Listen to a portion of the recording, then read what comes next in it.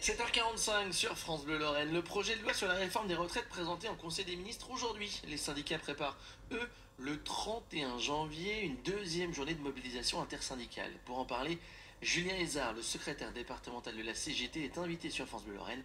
Il répond à vos questions, Marie-Rossel. Bonjour Julien Hézard. Bonjour. Le projet de loi passe en Conseil des ministres, on vient de le dire aujourd'hui. Ça y est, c'est perdu pour vous? Oh non, c'est loin d'être perdu. Vous savez, on a connu en 2006 un projet de loi qui s'appelait le CPE, qui avait même été voté par l'Assemblée nationale et qui a été retiré face à la mobilisation des salariés et principalement aussi des jeunes de ce pays. Donc aujourd'hui, le projet de loi suit j'ai envie de dire son chemin juridique et nous poursuivons nos mobilisations et comme vous l'indiquiez, notre prochaine mobilisation sera le 31 et on appelle les auditeurs, les auditrices et les salariés à se mobiliser le 31 place Carnot à Nancy à partir de 14 h et on a choisi la place Carnot parce qu'on attend beaucoup de monde. Le temps presse, le texte arrive au Parlement la semaine prochaine. Le gouvernement compte utiliser un article qu'on connaît peu, l'article 47.1, pour couper court au débat à l'Assemblée nationale avec un délai de 20 jours. Vous allez faire comment face à ce calendrier très restreint? Vous savez, nous, le calendrier parlementaire, il est ce qu'il est, et à la limite, j'allais dire, c'est le véhicule législatif, c'est pas notre affaire à nous. Nous, on est mobilisés quotidiennement auprès des salariés pour leur expliquer le contenu de cette réforme, les méfaits. C'est 2 ans ferme pour tout le monde. C'est 44 ans de cotisation pour les salariés qui ont commencé à travailler le plus tôt. C'était totalement injuste.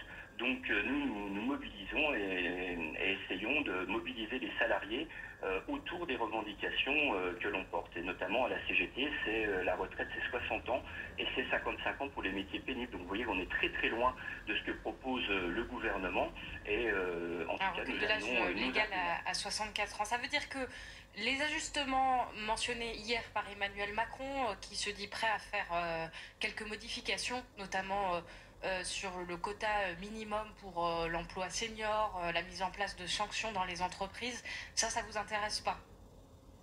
Vous savez, c'est quoi un senior? Moi déjà, j'aimerais bien qu'on nous réponde à cette question-là. Si c'est pour faire travailler les plus de 60 ans, pour nous, les plus de 60 ans, et ceux qui ont 60 ans, ils doivent être à la retraite. Donc il ne s'agit pas de prendre des mesures là-dessus. Mais si vraiment on veut avancer sur une véritable réforme des retraites, eh bien, touchons à ce qui n'est pas touchable selon Emmanuel Macron, c'est-à-dire l'âge de départ. L'âge de départ, 64 ans, c'est inacceptable.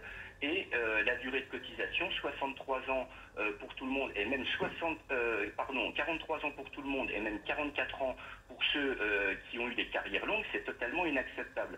Et ça tombe bien, c'est le ciment de l'intersyndicale. Ce sont les 2 points sur lesquels on est totalement raccord à toutes les organisations, parce que 10 organisations quand même, qui représentent les salariés et les jeunes qui sont réunis et qui disent non à cet âge et à cette durée de cotisation. Donc commençons par discuter de ça, et puis une fois qu'on sera d'accord sur l'âge de départ et sur la durée de cotisation, voyons après les mesures accessoires. Alors je vous réponds ce que dit le gouvernement. Il dit qu'il y a eu de nombreux cycles de concertation et qu'Emmanuel Macron a été élu sur cette réforme des retraites. Alors il ne vous a pas échappé que le deuxième tour opposait à Emmanuel Macron à l'extrême droite et qu'un certain nombre de personnes ont utilisé le bulletin Emmanuel Macron pour éviter quelque chose de pire qui s'appelait Marine Le Pen. Donc effectivement il est élu et il est légitime d'être élu, mais je pense qu'il n'a pas été élu uniquement sur son programme. Une dernière question, Julien Hézard, comment vous comptez faire pour mobiliser au moins autant que jeudi dernier, le 31 janvier? Vous savez, on est en train de discuter, de tracter, de réunir des assemblées générales pour expliquer. Et une fois qu'on a fini d'expliquer la réforme du gouvernement, les salariés se mobilisent parce que c'est totalement injuste. Ce qu'on veut nous faire, alors que quand même il y a 150 milliards d'aides publiques aux entreprises, il y a 75 milliards d'exonérations de cotisations sociales chaque année, d'argent en moins qui vont pour les retraites, et ce n'est pas que pour aider les petits boulangers, comme je sais que c'est une journée d'action des boulangers aujourd'hui, les grands groupes du CAC 40 en bénéficient de ces exonérations alors qu'ils versent 80 milliards de dividendes aux actionnaires. Donc c'est une question de société, c'est la répartition de la richesse qui est interrogée aujourd'hui. Et clairement, c'est pas toujours aux salariés de mettre la main dans leur poche pour donner de l'argent et assurer les dividendes aux actionnaires. Julien Hézard, secrétaire départemental de la CGT, invité de France Bleu Lorraine ce matin. Merci à vous. Merci beaucoup. Merci à tous les deux. Entretien à retrouver sur francebleu.fr.